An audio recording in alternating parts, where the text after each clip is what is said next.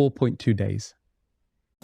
1 million people die each year from car accidents, and half of those deaths can be prevented by wearing seatbelts. And that's 500,000 lives.